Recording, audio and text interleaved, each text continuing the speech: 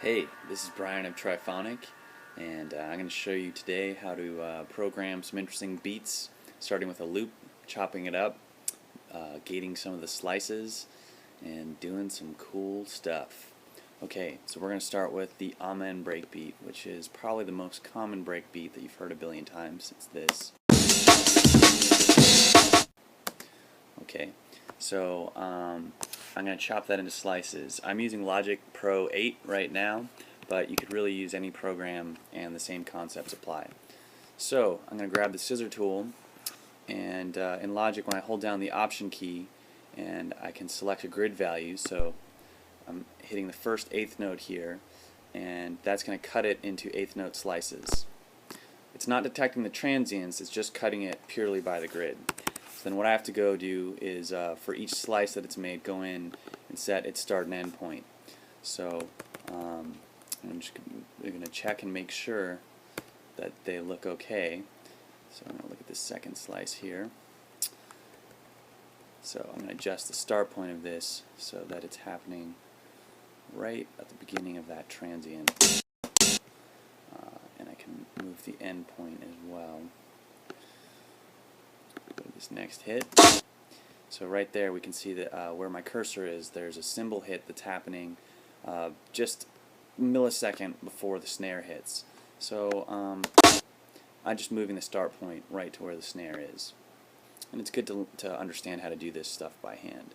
So here we have two hits. So what I'm going to do is go back into the arrangement part up here and make a cut at the 16th note, and I'll set the start and end point for each of those. So set the start point a bit tighter here. That sounds nice. Do the same here. So I'm going to go ahead and jump down to what it looks like when it's all cut up and more or less in time. So that's what I've got here. So we can listen to that, and we can listen to it with a click as well. So I'll enable the click. So as you can hear, that's pretty much in time. The easiest thing you can do is select a few slices, and when I take my cursor down to the bottom of those regions, it becomes a trim tool, and then I can gate the length. And so you might recognize this sort of sound. It's pretty common in drum and bass and IDM, this sort of gated sound. You'll hear it on these 16th notes.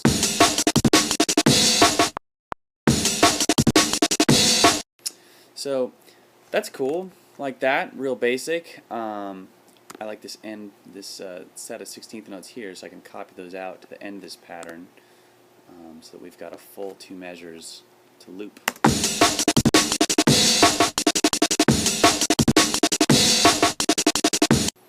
Sweet. Okay, so that's good and great, but a lot of what I like to do with the Trifonic stuff in terms of drum programming is to have bits that speed up and slow down, or at least give you the feeling of speeding up and slowing down. So a lot of people ask me about what tool I use for that. I'm pretty basic. Most of the time I just do it by lining it up, these slices in the arrange window in Logic, just doing it by eyeballing it a bit. So what I'm going to do is pick a slice that sounds good to copy out in sort of a slowing down pattern. I think I'm just going to go with that one. So I'm going to just delete these other guys here, give myself a little space. I want this to slow down over time, so this cymbal hit that's happening here, I'm just going to get rid of that for right now. So I'm going to move this back to its beginning of that beat, and I'm just going to kind of copy this out by sight. You know what I might do is gate these a bit tighter so I can even get smaller increments happening with this.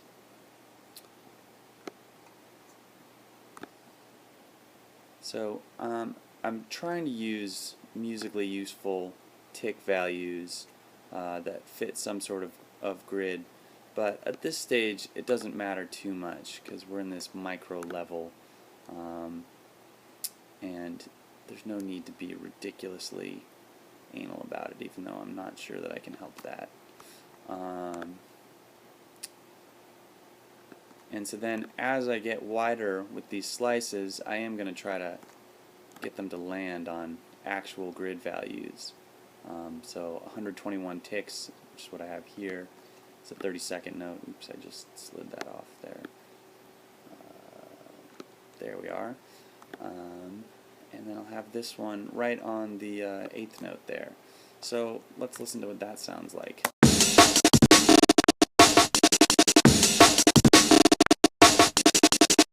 So that's pretty cool. Nothing too fancy. So I'm going to select those little slices I have. I'm going to merge them using this merge button up here. So it's going to create a new region where they're all in there together. And that allows me to apply a fade in on it. So I'm just going to use this fade bit there. Let's listen to the whole thing.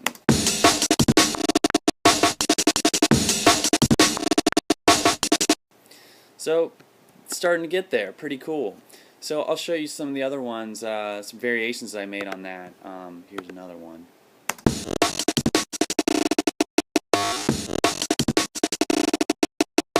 So notice this last hit here, that was that cymbal crash. All I did was, what gives it that sort of grainy sound was I just stretched it. And then down below what we have here is another variation. Similar, all I did was I put a little bit of the hyperdraw panning information on here where I have a couple of these slices that were slowing down. I merged them together into a region, and using the view menu up here I can select hyperdraw and I select panorama, which is panning, and then I just drew in this little panning automation on this region. What's nice about hyperdraw is that it is tied to the region itself. It's not track based. So let's hear what this one sounds like.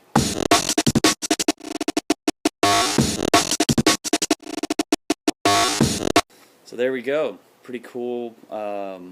Glitched out amen, speeding up, slowing down. And this is all using very basic, just basic tools. The sample editor, no plugins, nothing.